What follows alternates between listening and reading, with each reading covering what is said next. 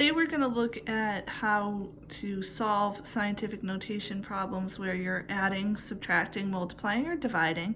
A couple of quick things to remind yourself of. This is often very similar to our rules for fractions, and if you recall, when we are adding and subtracting fractions, you need to make sure that you have a common denominator. And when we're multiplying or dividing with fractions, you don't need a common denominator. You're just multiplying your numerators and your denominators.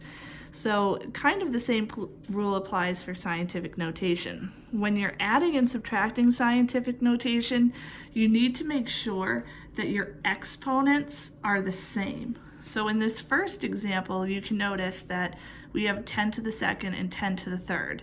So those are not the same. So we need to change those. The easiest way to do that is we're trying to take the smaller number, in this case the 2, and we bring it up to the larger number.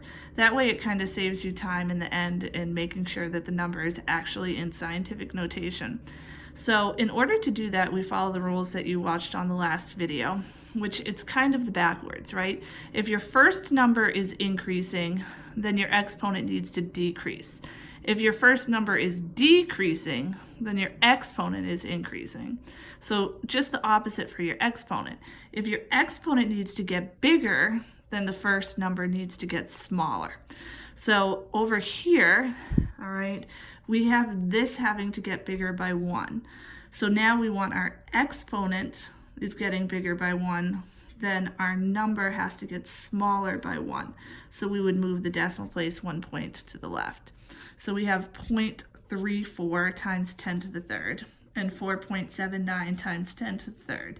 So once our exponents are equal, all you do is you add or subtract your first two numbers. So 0.34 plus 4.57 gives us 4.91 times 10 to the third. Let's just look at the first example here, and we'll do this one together too. So I have 10 to the 5th and 10 to the 6th. So 10 to the 5th needs to become 10 to the 6th because the smaller one is going to become larger.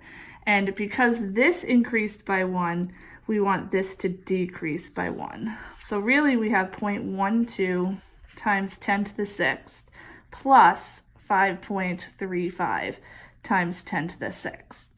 So now you can just add these two together and you keep your power of 10. All right, so again, if you're adding or subtracting, you bring up the smaller number to your bigger number, and then you're moving your decimal place. All right, so just be careful there.